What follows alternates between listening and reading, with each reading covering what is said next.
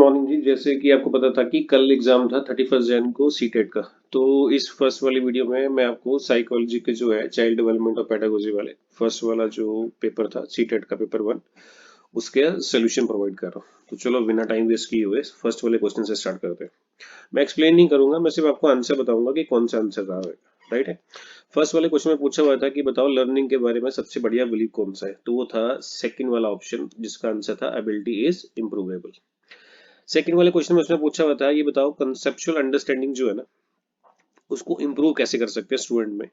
तो इसका आंसर था फर्स्ट वाला, वो था inquiry and dialogue based questions. Third वाले में पूछा हुआ था कि चिल्ड्रन को सीखने में सबसे ज्यादा डिफिकल्टी कब आती है। ये तब आती है जब हम इंफॉर्मेशन को देते हैं डिसकनेक्टेड चंक्स में। देखो, इन्फॉर्मेशन तो देनी चाहिए बट वो कनेक्टेड में होनी चाहिए। इन्फॉर्मेशन जो है ना, सपोज कर लो हम कोई टॉपिक भी करवा रहे हैं तो उसका कनेक्शन जो है पहले वाले से होना चाहिए। तो अगर इन्फॉर्मेशन जो है वो हम डिसकनेक्टेड चंक में देंगे तो डिफिकल्टी होगी। नेक्स्ट वाला question number 4, best state of learning कौन सा होता है। बेस्ट स्टेट ऑफ लर्निंग होता है जब मॉडरेट अराउजल हो और फिर कोई ना हो, क्योंकि डर में कोई भी बच्चा सीख नहीं पाएगा। इसका आंसर था फोर्थ वाला।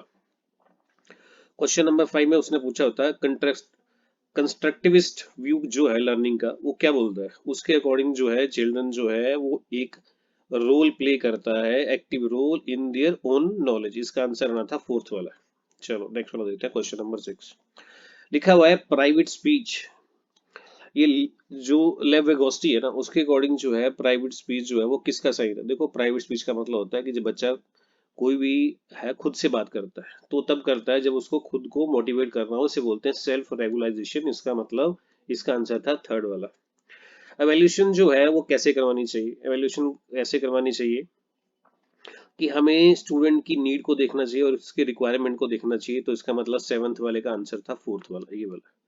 क्वेश्चन नंबर 8 में उसने पूछा हुआ था कि इंडिविजुअल डिफरेंस है ना चिल्ड्रंस में, उनको वो कैसे आते हैं, वो कैसे डेवलप होते हैं। देखो, ये हम पहले भी डिस्कस कर चुके हैं कि इंडिविजुअल डिफरेंस जो है ना, एक तो क्या माहौल है बच्चे का और उसकी हेरिडिटी प्रॉब्लम जो है वो क्या रही होगी, वही उसके इंडिविजुअल डिफरेंस के ऊपर उसका रोल प्ले करती है। तो इसका आंसर था फर्स्ट वाला ऑप्शन 1। नेक्स्ट वाला देखो, क्वेश्चन नंबर 9। इसमें पूछा हुआ था कि अगर फादर जो है अपने बच्चे को बोलता है जी डोंट क्राई लाइक गर्ल्स, किसी बॉय को बोलता है, तो ये एक माना जाएगा जेंडर स्टीरियोटाइप। इसका आंसर आना था सेकंड वाला। प्रोग्रेसिव क्लासरूम क्या होता है। प्रोग्रेसिव क्लासरूम जी वो होता है जिसमें अपॉर्चुनिटीज मिलती हैं for the construction of knowledge. इसका आंसर आना था फोर्थ वाला, टेंथ वाले का। लिखा हुआ जी इस वाले में कि सपोज कर लो 11th क्वेश्चन में पूछा हुआ था कि टीचर जो है अगर कोई हिंट देता है किसी बच्चे को, तो ये अकॉर्डिंग टू लेव वेगोस्टी ये कौन सी स्ट्रेटेजी है। देखो जी, जब भी कोई टीचर जो है किसी क्वेश्चन को सॉल्व करने के लिए कोई हिंट दे, कोई क्लू दो, इसे बोलते हैं स्कैफोल्ड। इसका आंसर आना था थर्ड वाला। क्वेश्चन नंबर देखो जी नेक्स्ट वाला 12 वाले में। लिखा है जी सोशलाइजेशन जो है चिल्ड्रंस का, वो ये बताओ वो कैसे होता है। देखो, सोशलाइजेशन का मतलब ये है कि जो जब भी स्कूल आएगा वो आपका सेकेंडरी रोल प्ले करता है, और जो फैमिली है ना वो आपकी सोशलाइजेशन में जो है ना फर्स्ट रोल इम्प्लीमेंट करती है। तो इसका आंसर आना था सेकंड वाला, school is a secondary socialisation agent और फैमिली जो है वो प्राइमरी है। क्वेश्चन नंबर 13, मल्टीपल इंटेलिजेंस जो है ना वो किसके ऊपर ज्यादा फोकस करती है। देखो जी, जो इंटेलिजेंस है ना they are the several form of multiple या सेवरल फॉर्म ऑफ इंटेलिजेंस। इसका आंसर आना था ये फोर्थ वाला। अकॉर्डिंग टू कॉलबर्ग्स उसने बोला जी परफॉर्मिंग एन एक्ट एंड। देखो, कभी इसी क्वेश्चन को मैं हिंदी में एक्सप्लेन करता हूँ। अगर कोई भी स्टूडेंट या कोई भी बच्चा जो है वो कोई एक्ट इसलिए करता है कि दूसरे वाले उसको अप्रूव कर ले, तो इसको बोलते हैं, ये स्टेज होती है कन्वेंशनल। इसका आंसर आना था थर्ड वाला। यहाँ पे देखना, ये अप्रूवल है ना, इसको देख के पता चलेगा ये कन्वेंशनल स्टेज है। नेक्स्ट वाला क्वेश्चन नंबर 15 में लिखा हुआ है कि डेवलपमेंट में इनमें से कौन सा वाला ऑप्शन जो है वो सही है। देखो जी, डेवलपमेंट जो है ये मल्टी डायमेंशनल होती है। इसका जी फर्स्ट वाला ऑप्शन था 15 वाले का।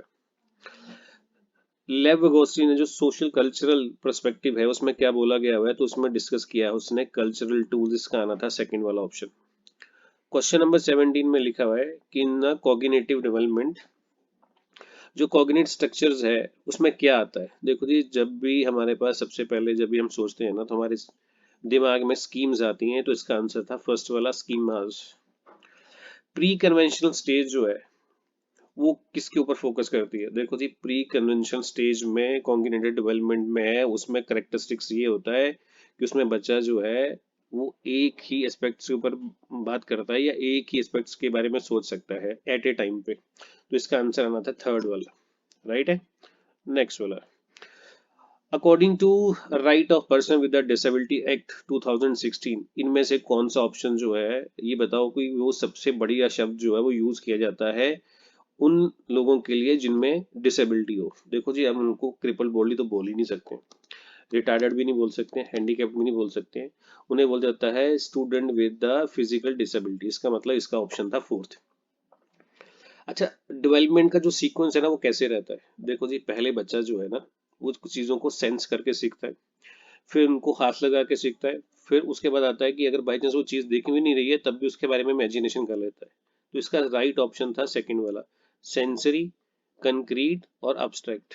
नेक्स्ट वाला था इंडिविजुअल डिफरेंस जो है ना उनको क्लासरूम में कैसे डील किया जा सकता है?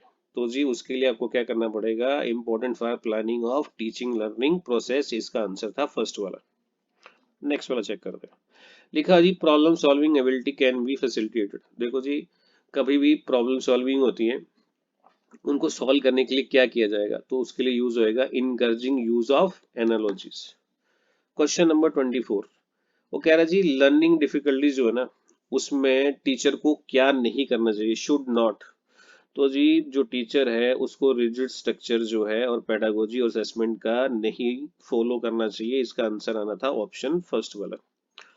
उसमें पूछा हुआ है क्रिएटिविटी जो है उसका प्राइमरी फीचर क्या है? देखो, क्रिएटिव आदमी वही होता है जो एक ही टाइम पे अलग अलग डायमेंशन में या अलग अलग चीजों के ऊपर सॉल्व कर लेता है। मतलब कि जहाँ पे लोगों का दिमाग काम करना बंद कर देता है ना वहां पे वो तीन चार सोल्यूशन ढूंढ लेता है, उसे बोलते हैं क्रिएटिव पर्सन, और उसके लिए डाइवर्जेंट थिंकिंग चाहिए। ऑप्शन आ गया थर्ड वाला। क्वेश्चन नंबर 26 में पूछा हुआ है कि लर्नर जो है ना डाइवर्स बैकग्राउंड से है तो टीचर को क्या करना चाहिए? देखो जी, टीचर को क्या करना चाहिए, use all standardise assessment for all. ये आ गया क्वेश्चन नंबर 4, सॉरी आंसर आ गया इसका 426 वाले का। नेक्स्ट वाला देखो, लिखा हुआ जी टीचर ने क्या किया, एनालाइज किया various error made by the students on A given task because, क्यों किया उसने?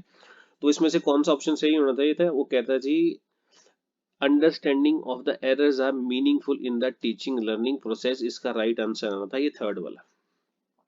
लिखा है motivation to learn can be sustain. देखो जी, मोटिवेशन तभी आ सकता है अगर हम पहले ही कोई गोल सेट करके रखेंगे, भैया हमें ये वाली चीज करनी है। तो इसका आंसर आना था थर्ड वाला, focusing on the master oriented goals. उसने बोला है नेक्स्ट वाले क्वेश्चन में 29 में, शेम क्या है? शेम जो है ये नेगेटिव इंपैक्ट डालता है कोग्निशन के ऊपर। इसका आंसर आना था थर्ड वाला। लास्ट क्वेश्चन 30 वाले में, which of the following is the most effective mode of teaching learning. देखो जी, टीचिंग लर्निंग का सबसे इफेक्टिव मोड ये है कि exploration of the relationship between the concept. हमें जब भी बच्चों को कॉन्सेप्ट बताने हो तो उनके बीच में आपस में कोई ना कोई रिलेशन होना चाहिए। तो 30 वाले का आंसर आना था 30। देखो, इस वाले वीडियो में मैंने ये चाइल्ड डेवलपमेंट और पेडागोजी वाला सॉल्व कर दिया। नेक्स्ट वाली वीडियो में मैं आपको मैथ्स वाले क्वेश्चन सॉल्व करूंगा। और अगर आपको इस वीडियो के रिगार्डिंग या फिर अपना सीटेट के रिगार्डिंग कोई भी इंफॉर्मेशन चाहिए तो आप मुझे व्हाट्सएप कर सकते हैं इस नंबर के ऊपर, या कॉल भी कर सकते हैं।